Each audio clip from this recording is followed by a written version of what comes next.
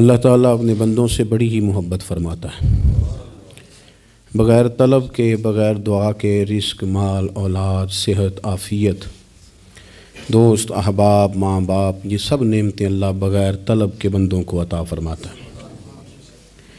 اللہ تبارک و تعالیٰ اپنے بندوں کے حق میں رحمت والے فیصلے کرتا ہے، درگزر والا معاملہ فرماتا ہے۔ جگہ جگہ قرآن مجید میں اللہ تعالیٰ نے اپنے بندوں پر رحمت کرنے کا ذکر فرمایا ہے۔ ان اللہ یغفر الذنوب جمیعا، فرمایا بے شک رب تمہارے سارے ہی گناہ معاف فرما دے گا، تم نا امید نہ ہونا، وہ معاف کر دے گا تمہیں۔ قرآن مجید میں فرمایا ان اللہ بالناس لرؤوف الرحیم، بے شک اللہ اپنے بندوں پر بڑا ہی مہربان اور نہایت ہی رحم کرنے والا، رؤوف اور رحیم ہے، بڑا مہربان ہے، کرم فرماتا ہے۔ اللہ تعالیٰ اپنے بندوں سے بڑا جلد راضی ہو جاتا ہے، وہ اپنے بندوں کو بہت زیادہ مشقت میں نہیں ڈالتا، وہ اپنے بندوں سے اپنی نعمتوں کا بدلہ نہیں چاہتا، بہت سخت مشقت والی عبادتیں نعمتوں کے بدلے نہیں چاہتا، وہ بڑی جلدی رحم فرماتا ہے۔ ماں پیار کرتی ہے اپنے بچے سے، لیکن وہ ناراض بھی ہو جاتی ہے بعض چیزوں پہ، بعض معاملات اس کا دل بھی دکھاتے ہیں، بعض جگہ وہ رو کے یہ بھی کہتی ہے کہ تو نے میری محبت کا کوئی نتیجہ نہیں مجھے دیا، میری ساری کمائی تو نے ضائع کر دی۔ والد بہت ساری جگہوں پہ ناراض ہوتا ہے، شکوہ کرتا ہے، کہتا ہے میری بیماریوں کی، پریشانیوں کی، بڑھاپے کی، کمزوریاں کا سبب بیٹے تو ہی بن گیا، یہ ساری تکلیفیں تو ٹھیک ہو جائیں تو میری شاید عمر بھی بڑھ جائے، صحت بھی ٹھیک ہو جائے، میں زیادہ دیر جوان رہ سکوں۔ ناراض ہوتے ہیں ماں باپ، اسی طرح ماں باپ راضی بھی ہو جاتے ہیں، وہ بڑی جلدی راضی ہو جاتے ہیں۔ میں اکثر کہتا ہوں کہ والد کو راضی کرنے میں 5-7 منٹ لگ جاتے ہیں، اماں تو 1.5-2 منٹ میں راضی ہو جاتی ہے، ابا جی کو 5-7 منٹ لگتے ہیں، کئی دفعہ کہنا پڑتا ہے، کوئی دلائل دینے پڑتے ہیں، لیکن والدہ کے لیے تو کچھ بھی نہیں، آپ نیرا جا کے پیروں میں بیٹھ ہی جائیں، کچھ بھی نہ کریں، آپ پورا روئیں نہ، رونے والا منہ ہی بن جائے، تو اماں تو نرم ہی نرم ہے، جس وقت جو مرضی آپ کرا لیں ہو گیا۔ اللہ تبارک و تعالیٰ بلا مثال و بلا تشبیہ سمجھانے کے لیے عرض کرتا ہوں، اللہ بھی بعض معاملات میں اپنے بندوں سے ناراض ہو جاتا ہے، وہ کہتا ہے میں تکبر کرنے والوں کو پسند نہیں کرتا، وہ کہتا ہے فسادی پسند نہیں ہیں، وہ فرماتا ہے کہ راہوں میں کجی کرنے والے پسند نہیں ہیں، وہ فرماتا ہے کہ بدعہدیاں کرو گے تو میں صبح قیامت تم سے سوالات کروں گا۔ اللہ تبارک و تعالیٰ بہت ساری چیزوں کو ناپسند کرتا ہے، ناراض ہو جاتا ہے، بلکہ نبی پاک صلی اللہ تعالیٰ علیہ وسلم نے فرمایا تم بات کرتے کرتے کوئی ایسا جملہ بول دیتے ہو کہ رب اتنا ناراض ہوتا ہے کہ تمہیں پتہ بھی نہیں ہوتا، تمہارے لیے جہنم کا فیصلہ کر دیتا ہے۔ اس لیے پہلے تولو پھر بولو، خود اپنے لفظوں کی تو تم پہرے داری کرو نا کہ میں کیا کہہ رہا ہوں، کوئی ایسا جملہ، کوئی ایسی بات وارث شاہ مان کری نہ وارثاں دا، کوئی ایسی بات نہ تمہاری زبان سے نکلے۔ اور حضور یہ بھی فرماتے ہیں کہ اس کا دوسرا پہلو بھی ہے، بعض اوقات تم بات کرتے کرتے ایسا جملہ کہتے ہو وہ اتنا راضی ہوتا ہے کہ تمہارے لیے جنت کا فیصلہ فرما دیتا ہے۔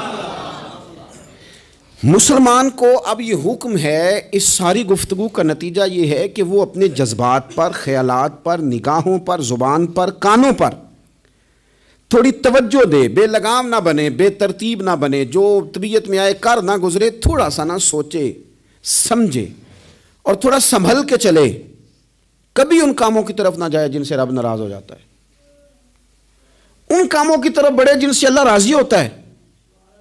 میرے نبی پاک صلی اللہ تعالیٰ علیہ وآلہ وسلم نے ارشاد فرمایا، بعض احادیث میں لفظ یہ ہیں کہ اللہ اپنے بندوں کو دیکھ کے مسکراتا ہے، جو اس کی شان کے لائق ہے۔ جس ترتیب سے ہم مسکراتے ہیں، جس ترتیب سے ہم روتے ہیں، جس ترتیب سے ہم کسی بات کا اظہار تشکر کرتے ہیں، خدا ان باتوں سے پاک ہے۔ اب بہت ساری حدیثوں میں آیا کہ وہ مسکراتا ہے، تو کیا مطلب ہے مسکرانے کا؟ تو علماء تفسیر نے لکھا ہے مسکرانے کا مطلب یہ ہے کہ وہ بڑا ہی راضی ہوتا ہے اپنے بندے سے، بڑا راضی ہوتا ہے، یہ مطلب ہے۔ ایک تو مسکرانے کا مطلب یہ کہ وہ بڑا راضی ہو گیا، بڑا راضی ہو گیا، وہ مسکرا دیا اپنے بندے پہ، اور ایک اس کا معنی خود نبی پاک صلی اللہ تعالیٰ علیہ وسلم نے بیان فرمایا۔ مسند امام احمد بن حنبل میں حدیث ہے، حضور سید عالم علیہ السلام سے صحابہ نے پوچھا یا رسول اللہ شہید تو بڑے لوگ ہوتے ہیں، شہیدوں میں افضل کون ہے؟ تو اللہ کے حبیب علیہ الصلوۃ والسلام فرمانے لگے وہ والا بندہ جو ڈٹ گیا تھا کافروں کے مقابلے میں وہ ہلا نہیں، پوری طرح ڈٹ کے جو لڑا وہ شہداء میں افضل ہے۔ حضور فرماتے ہیں وہ جنت کے بالا خانوں میں سیر کرے گا اور رب اسے دیکھ کے مسکرائے گا، رب اسے دیکھ کے مسکرائے گا، اللہ تعالیٰ مسکراتا ہے اسے دیکھ کے۔ اور اگلے جملے میں حضور نے وضاحت کر دی، فرمایا جب رب دنیا میں کسی پر مسکراتا ہے نا تو اس کا معنی یہ ہے کہ قیامت میں پھر اللہ اس سے حساب کوئی نہیں لے گا۔ جس پر اللہ دنیا میں مسکرا دیا اس سے کوئی حساب، تو وہ کام ڈھونڈنے چاہیے نا جس سے اللہ مسکرائے۔ ویسے کبھی ہم ایسا کرتے ہیں کہ نہیں کہ کسی کو راضی کیا جائے؟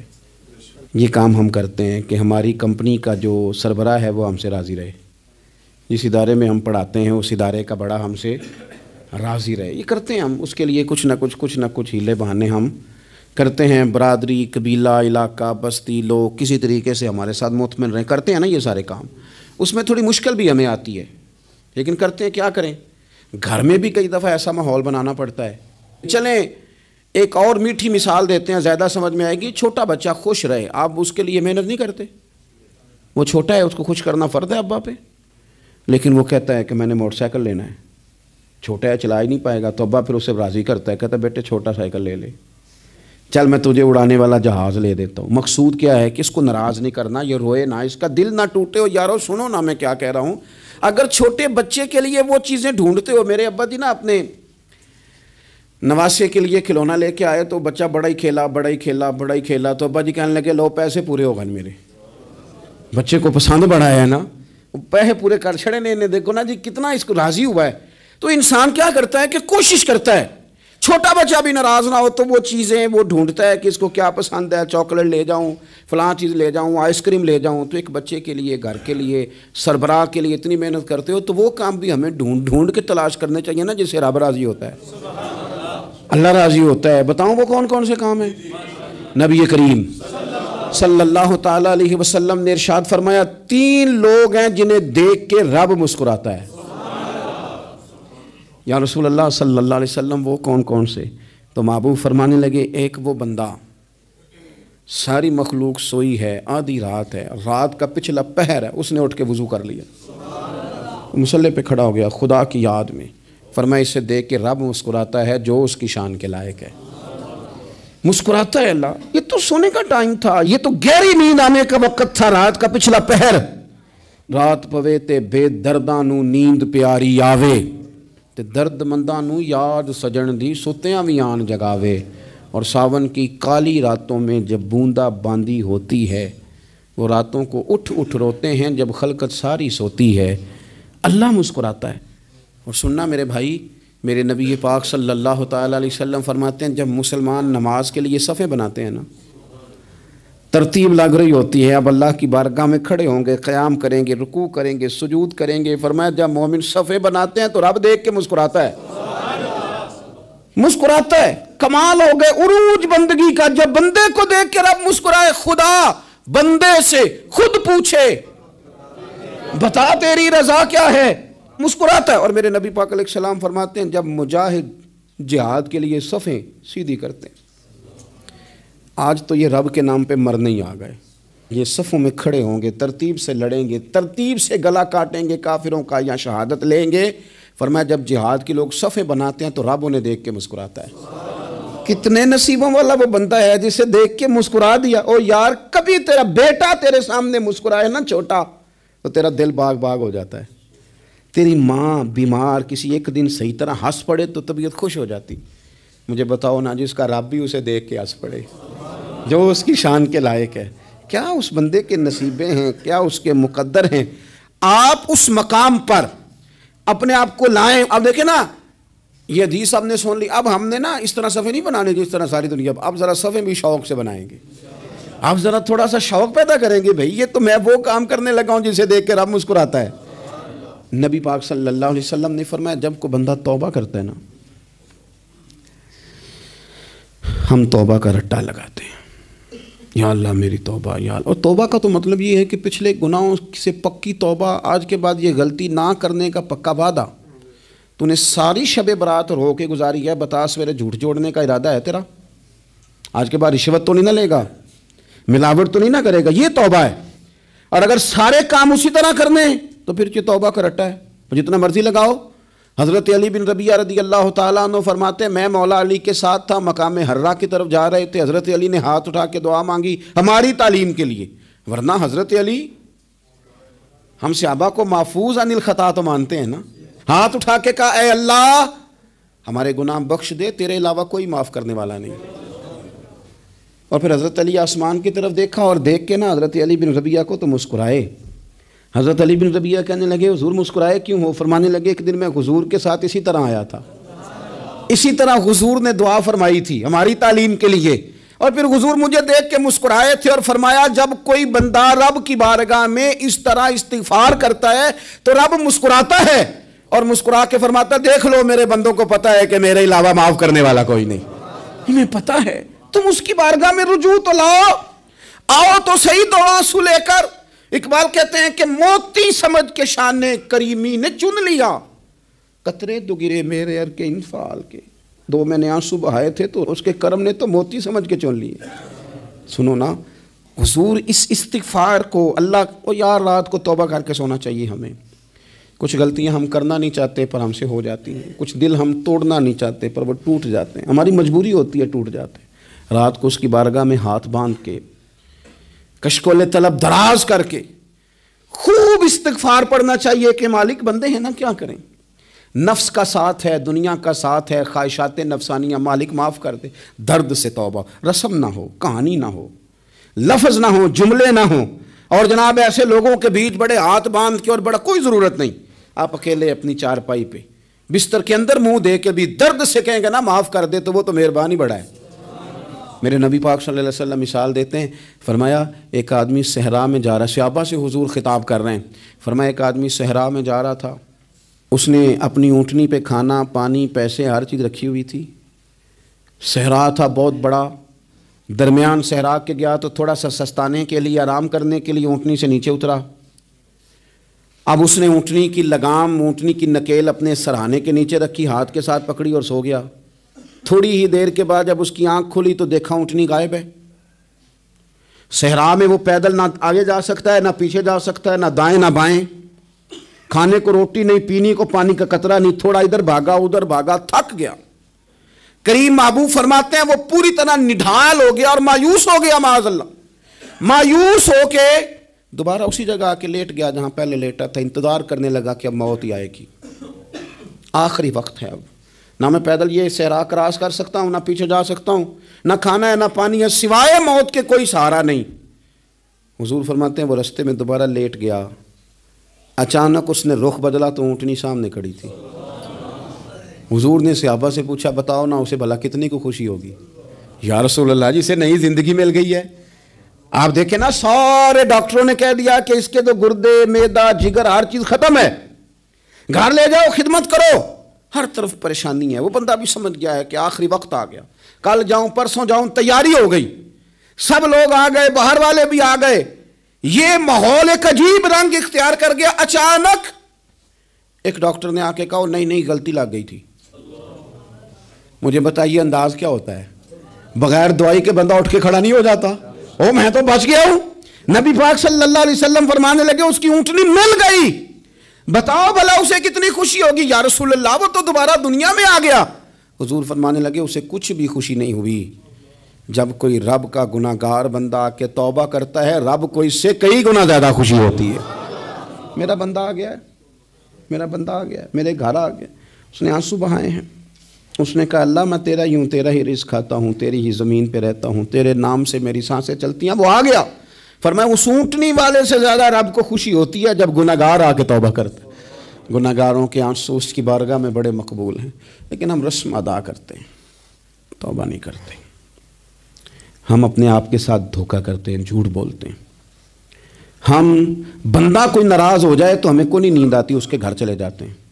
ہم اپنے سارے رشتوں کو تعلقات کو مینٹین کر کے رکھنے کے عادی ہیں، ہمیں پتہ ہے کہ وہاں میں نہیں جا سکا تو بیٹا بھیجتا ہوں، فلاں شادی پہ میں نہیں جا سکا تو بھتیجا بھیجتا ہوں، بھائی بھیجتا ہوں، ہر تعلق کا ہم نے خیال رکھا کوئی روٹھ نہ جائے۔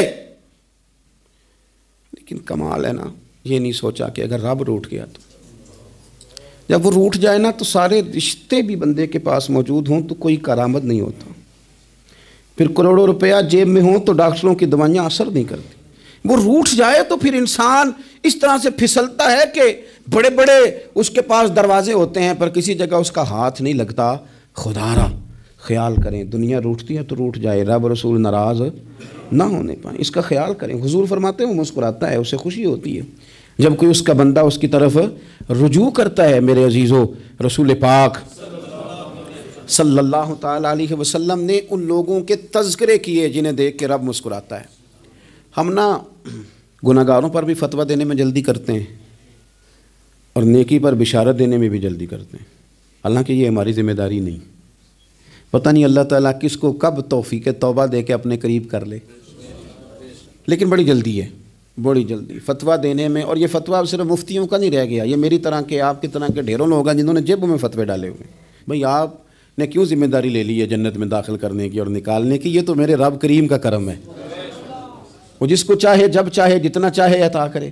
لیکن کچھ لوگ نا بڑے پکے ہو گئے ہیں کہ شاید جو میں سوچ رہا ہوں وہی درست ہے. کبھی کبھی کچھ چیزیں عجیب بھی ہوتی ہیں, لہذا خدا کی رحمت پر بھروسہ کر کے بات کرنی چاہیے, اپنی مرضی کے فتوے نہیں داغنے چاہیے. وہ دیکھو جی فلانا بندہ یوں کر رہا ہے, آپ کو پتہ ہی نہیں پوری بات کا, آپ کو علم ہی نہیں پوری بات کا. حضرت بہاءاللہ نقشبند بخاری رحمۃ اللہ علیہ فرماتے ہیں میں حج کرنے گیا تو وہاں میں نے ایک آدمی کو کروڑوں کا کاروبار کرتے دیکھا تو میرے دل میں خیال ہے یہاں بھی اللہ اللہ کرنی چاہیے تھی, دنیا داری کر رہا ہے. لیکن فرماتے ہیں حج سے فارغ ہوئے تو میں نے دیکھا وہی بندہ سارا کچھ رب کی بارگاہ میں خیرات کر رہا ہے اور سینکڑوں غریب حاجی ہیں جن کو پورے خرچے دے رہا ہے. تو میں نے وہیں اپنی سوچ سے توبہ کی کہ میں کہاں تھا. بڑی جلدی کھڑے نہ ہو جائیں. حضرت حسن بصری رحمۃ اللہ تعالیٰ علیہ ارشاد فرماتے ہیں کہ میں دریا کے کنارے گیا تو وہاں میں نے ایک شخص کو دیکھا, وہ اپنی ایک خاتون کی گود میں سر رکھ کے بیٹھا اور قریب ایک بوتل بھی پڑی ہے. میرے دل میں معاذ اللہ خیال آیا کہ دیکھو کس انداز میں ایک عورت کے ساتھ یہ ہے اور پاس بوتل بھی پڑی ہے, جانے شراب ہے. کہتے ہیں میں سوچ ہی رہا تھا کہ اچانک ایک کشتی آ رہی تھی دریا میں, وہ ہچکو لے کھائے, کشتی میں 4-5 لوگ تھے, وہ دریا میں ڈوبنے لگے.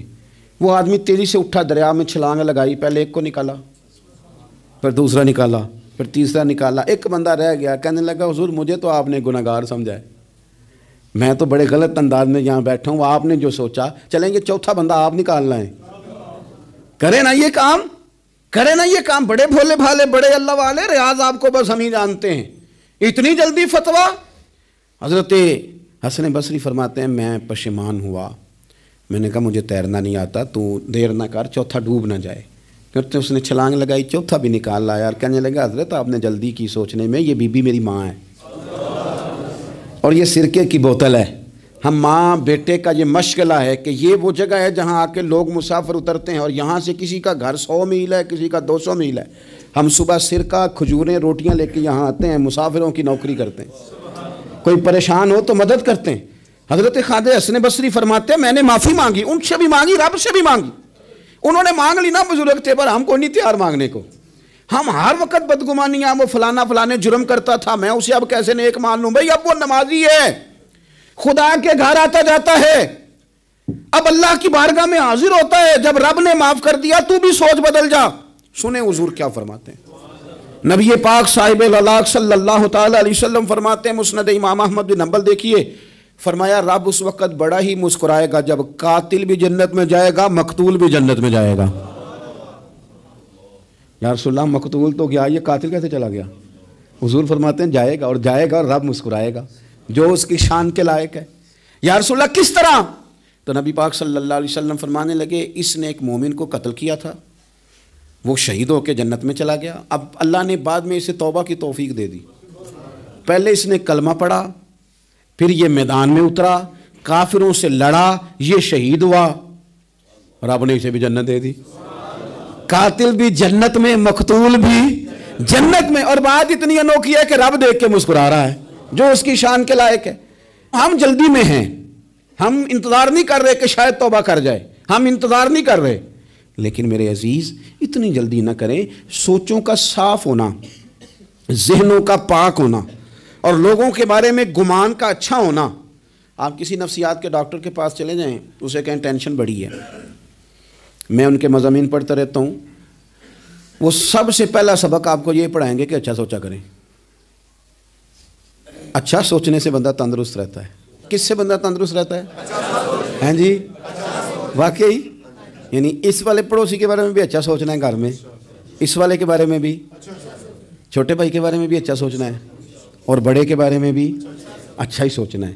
یعنی اپنی برادری قبیلے کے بارے میں بھی اچھا سوچیں، جو قبیلے کا نہیں اس کے بارے میں بھی چلیں تھوڑا سا اچھا سوچ لیں۔ اپنے بارے میں تو اچھا سوچا ہے بڑا، میں کہتا ہوں کہ ہم اپنی غلطیوں سمیت اپنے آپ سے بڑا پیار کرتے ہیں، اور دوسرے کی ایک غلطی نظر آ جائے تو ہمیں گھین آنے لگ جاتی ہے۔ آپ جلدی نہ کریں، مالک نے موقع دیا ہے بندوں کو، نہ وہ کسی کا رزق چھین رہا ہے، نہ سانسیں چھین رہا ہے، وہ اپنی زمین پہ چلنے بھی دے رہا ہے، رہنے بھی دے رہا ہے۔ تو جب اس نے موقع دیا ہے آپ بھی تھوڑا موقع دیں، اللہ بڑا کریم ہے، دروازے کھولے گا، اس کے بندے اس کی بارگاہ تک پہنچیں گے۔ بدگمانیاں اور پھر بدگمانیوں کا عروج، اور اس لیول تک جا کے بات کر دینا ہے کہ جہاں سے خوف آئے کہ یار یہ بات نہیں کرنی چاہیے تھی۔ رسول کائنات سرور دو عالم صلی اللہ تعالی علیہ وسلم فرماتے ہیں کہ اللہ مسکراتا ہے۔ دیکھو ہمارے ہاں نا ایک اور بھی مسئلہ بن گیا ہے، میں نے کچھ لوگوں کو نا پکا، میرے پیارے ہیں، محبت ہے مجھے، تو میں چونکہ آپ میری کلاس ہیں، میں مشاہداتی اور تجرباتی باتیں بھی کر لیتا ہوں، اسی کی روشنی میں کئی دفعہ گفتگو بھی تیار کرتا ہوں۔ کچھ لوگوں نے نا پکا ذہن بنا لیا یہ کہنے کا کہ ہاتھ بڑا تنگ ہے، پکا، آپ جس وقت پوچھ لیں ان کا ہاتھ اور بڑا ہی زیادہ تنگ ہے۔ آپ یقین کریں بہن کا جو خامند ہے وہ کہہ رہا ہے جا حصہ لے کے آ، تیرے بھائیوں کی کمائی تو نہیں تیرے ابا کی ہے، لے کے آ۔ وہ بیچاری اس کی منتیں کر رہی ہے، کہتی ہے اگر جاؤں گی نا تو وہ کہیں گے حصہ لے جا، آج کے بعد ہمارے گھر نہ آنا، میرا دروازہ نہ بند کرو، مہربانی کرو۔ اور بھائی سے بات کرتی ہے تو کہتا ہے ہاتھ ہی بڑا تنگ ہے، جب ٹھیک ہوگا تو دے دوں گا۔ نہ کریں یہ ظلم، ہمارے اپنے تڑپتے رہتے ہیں اور ہماری دولتیں اندر پڑی رہتی ہیں، ہمارے اپنے چھوٹی چھوٹی ضروریات کے لیے پریشان ہوتے ہیں، لیکن ہم بڑے بڑے بہانے ہیں ہمارے پاس، کہتے ہیں یہ نکما ہے، یہ نکھٹو ہے، یہ کام نہیں کرتا، اس میں فلانا ہے، بے فلانا ہے، بلے میں نے نہیں ساتھ چلنا۔ اظہار جب آپ کے اندر پیدا ہوتا ہے نا، اظہار جب کسی کے لیے آپ حساس ہوتے ہیں تو آپ کو بھی سرور حاصل ہوتا ہے۔ نہ کریں یہ کام کہ آپ کو اللہ نے وسعت دی ہے اور ہر وقت آپ ہاتھ تانگ ہونے کا رونا رو رہے ہیں، ہر وقت آپ یہ کہہ رہے ہیں میں بڑی آزمائش میں ہوں، جب خدا نے آپ پہ نہیں ڈالی تو اتنے جھوٹ بولنا صرف اس لیے کہ میرے پیسے بچ جائیں، صرف اس لیے کہانی سنانا کہ حالات میرے بڑے خراب ہیں کہ کوئی بندہ میرے سے کوئی تھوڑا بہت قرض نہ مانگ لے۔ سنو، نبی پاک صلی اللہ علیہ وسلم کے پاس مہمان آ گیا، بخاری مسلم ہے، حضور نے ازواج مطہرات کے گھروں میں پیغام بھیجا کچھ چیز ہے ضیافت کے لیے، یا رسول اللہ کچھ بھی نہیں، یہ دو جہاں کے شاہ ہیں اور پاس کچھ رکھتے نہیں، دو جہاں کی نعمتیں ہیں ان کے خالی ہاتھ میں، یا رسول اللہ کوئی چیز بھی نہیں۔ حضور نے صحابہ کے مجمع پہ نظر ڈالی، یا رسول اللہ صلی اللہ علیہ وسلم حکم ہو، تو حضور فرمانے لگے تم میں سے کوئی بندہ ہے جو اسے گھر لے جائے روٹی کھلائے۔ ایک صحابی اٹھے فوراً، حضور میں لے کے جاتا ہوں کھانا کھلاتا ہوں، فرماتے ہیں میرے گھر میں صرف بچوں کا کھانا تھا، یہ نہیں کہ فریزر بھرا ہوا ہے نعمتوں سے، صرف بچوں کا کھانا، یہ نہیں کہ کسی کو دیکھ کے اپنی ہنڈیا پہ برتن دے لیا ہے، صرف بچوں کا کھانا۔ کہتے ہیں گھر گیا، بیوی سے کہا کیا کیفیت ہے، کہنے لگی بچوں کی روٹی ہے۔ میں نے کہا بچے سلا دے، صبح ناشتہ کر لیں گے۔ تو کہنے لگی آپ کیا کھائیں گے؟ تو میں نے کہا نہ میں کھاؤں گا نہ تو کھائے گی، مہمان جو نبی پاک کا ہے۔ کہا اچھا، اب ذرا تجویز دیکھو میاں بیوی کی سوجھی آپس میں۔ کہتے ہیں کھانا لگا دینا، کیونکہ ایک آدھ بندے کا کھانا ہے۔ اپنی غربتوں کا ہر جگہ اظہار کرنا، رونا رونا، یہ دیکھو غربت کیسے چھپائی جا رہی۔ اس کو کہا نہیں کہ چل تو تھوڑا رحم کھا، تو آیا ہے تو تھوڑا رحم کھا، یہ نہیں کہا اٹھ کے نا تو کھانا رکھنا اور اٹھ کے نا چراغ ٹھیک کرنے کے بہانے بجھا دینا۔ ہم دنیا والوں کے سامنے کیوں اپنے دکھ بیان کریں؟ ہم جو کہیں گے رب رسول کی بارگاہ میں کہیں گے۔ تو نا چراغ ٹھیک کرنے کے بہانے، اہلیہ اٹھی، کھانا دینے کے بعد چراغ ٹھیک کرنے کے بہانے بجھا دیا۔ خامد بھی ہاتھ چلاتے رہے، بیوی کبھی برتن رکھتی کبھی اٹھاتی، پتہ چلے کہ کھانا کھا رہے ہیں، کھانا کھایا جا رہا ہے۔ کہتے ہیں مہمان پیٹ بھر کے کھانا کھا گیا۔ یہ کام ہوا رات کے اندھیرے میں، اس وقت ہوا جب چراغ بھی بند تھا، اس وقت ہوا جب کوئی دیکھنے والا نہیں تھا، کسی پڑوسی کو بھی خبر نہیں تھی۔ فرماتے ہیں صبح کے اجالے میں اس مہمان کو لے کے مسجد نبوی میں نے قدم رکھا تو نبی کریم نے فرمایا رات جو تم نے کام کیا ہے نا اسے دیکھ کے میرا رب بڑا مسکرایا ہے، اللہ بڑا مسکرایا ہے۔ اللہ تردامنی پہ شیخ ہماری نہ جائیے، ہم دامن نچوڑ دیں تو فرشتے وضو کریں. یہ شان ہے صحابہ کی. نبی کریم علیہ السلام نے فرمایا رب رات مسکرایا تیرا یہ انداز دیکھ کے, اور اس نے قرآن نازل کیا وَيُؤْثِرُونَ عَلَىٰ أَنفُسِهِمْ وَلَوْ كَانَ بِهِمْ خَصَاصَةٌ. کچھ لوگ وہ ہیں جنہیں بڑی بھی ضرورت ہو تو دوسروں پر اثار کر دیتے ہیں, قربانی دے دیتے ہیں. رب مسکرایا ہے, اندر پیسے رکھے ہوئے ہیں, اندر پیسے رکھے ہوئے ہیں, اور بہن آ کے منت کر رہی ہے کہ بھائی حالات بڑے خراب ہیں, تھوڑی سی مہربانی کر. تو کہتے ہیں بہن پردہ ہی ہے بس, کیسے بتاؤں تجھے حالات, تجھے کیا بتاؤں, کام کتنی مشکل سے چلتا ہے, یہ پردہ ہی ہے بس. بہرحال اگر تو نے کہا ہے نا 50,000 تو میں زیادہ نہیں, کوئی 20 کو دے دوں گا تجھے, وہ بھی خاصی نیکی کر کے, وہ بھی بتا سکھا کے. رات اماں پہ علیحدہ سے احسان چڑھاؤں گا, ابا پہ علیحدہ سے چڑھاؤں گا کہ تمہاری بیٹی کے ساتھ تعاون کر رہا ہوں, سارے علاقے کو ویسے ہی بتاؤں گا. اور وہ غریبنی بیچاری 20,000 لے کے گھر گئی ہے, پہ سفارشیں کر رہی ہے کہ مہربانی کرو. میں نے ایسے بھی دیکھے ہیں جو پہلے بیوی کو پکڑاتے ہیں, تو دے, اس لیے کہ پھر وزیر اعظم تو ڈنڈا نکال لے گا تو بڑا مشکل ہو جائے گا پھر گھر میں رہنا, لہذا وہ یہ تو آگے لگ. یہ کیا لہجہ ہے آپ کا, یہ تو کسی کو بھی دیں تو چھپا کے دینے کا حکم ہے, کسی کو بھی دیں تو ہمیں حکم یہ ہے کہ سیدھے ہاتھ سے دینا ہے, الٹے کو خبر. اور یہ جو بالکل ہی اپنے, ان پر تو پردہ پوشی آپ کے لیے ویسے ہی ضرورت تھی. میرے عزیز, رب مسکراتا ہے. میرے نبی پاک علیہ السلام نے یہ اعمال ہمیں بتائے جن پر اللہ مسکراتا ہے, خوش ہوتا ہے. اور بعض لوگوں کو حضور نے نامینیٹ کیا. حضرت سعد بن معاذ رضی اللہ تعالیٰ عنہ عظیم صحابی تھے. یہ وہ خوبصورت صحابی ہیں جن کے جنازے کو کندھا میرے نبی پاک نے عطا فرمایا, حضور نے کندھا عطا فرمایا. کمال ہو گئی. نرخ بازار محبت کا انوکھا ہی ہو گیا, خود خریداروں میں شامل آ کے مولا ہو گیا. حضور نے کندھا دیا. حضرت سعد بن معاذ رضی اللہ تعالیٰ عنہ کا جب جنازہ اٹھا, ان کی والدہ رو پڑی, بڑے درد سے روئی. ماں تھی نا, ان کی آواز جب حضور تک گئی تو نبی پاک نے فرمایا آنسوؤں کو روک لے, آواز کو کم کر لے, تیرے بیٹے کی تو جب روح پرواز ہوئی ہے تو رب مسکرایا ہے. جس کے آنے پہ رب راضی ہو مسکرا دے جو اس کی شان کے لائق ہے. یہ تو وہ لوگ ہیں کہ جن کے جانے پر نا رب, وہ کسی نے کہا تھا کہ میرے مرنے پہ ہر سو شور مچ جائے گا, دیکھو گے میرے مرنے پہ ہر سو شور, تمہیں پتہ چل جائے گا جب ہم جائیں گے. میرے مرنے پہ ہر سو شور مچ جائے گا, دیکھو گے. اور کہنے الوداع سرکار خود تشریف لائیں گے. اور درویش کہنے لگے بعد مرندے مکھڑا میرا ہو جاوے جے تازہ, پھر سمجھ لینا محبوب میرے نے آن پڑے ہے جنازہ. اور عاشق کا جنازہ ہے, ذرا دھوم سے نکلے اور محبوب کی گلیوں سے ذرا گھوم کے نکلے. فرمایا کہ ان کے تو جانے پہ رب کریم. اور حضور نے ایک دعا بھی دی. حضرت ابو طلحہ, حضرت طلحہ رضی اللہ تعالیٰ عنہ صحابی تھے, ان کا وصال ہو گیا تو حضور نے دعا بھی دی. فرمایا یا اللہ جب میرا طلحہ آئے نا تو اس سے مسکرا کے بات کرنا, یہ تجھ سے مسکرا کے بات کرے جو تیری شان کے لائق ہے. تو اللہ تعالیٰ غائب درجے راضی ہوتا ہے. ایک دفعہ پھر بات دہراتا ہوں, جو میدان میں ڈٹ کے شہید ہو رب اسے دیکھ کے مسکراتا ہے, جو اس کی شان کے لائق. جو توبہ صحیح کریں سچی کریں رب انہیں دیکھ کے مسکراتا ہے جو اس کی شان کے لائق ہے. جو نماز کے لیے صفیں بنائے رب انہیں دیکھ کے مسکراتا ہے. جو جہاد کے لیے صفیں بنائے رب دیکھ کے مسکراتا ہے.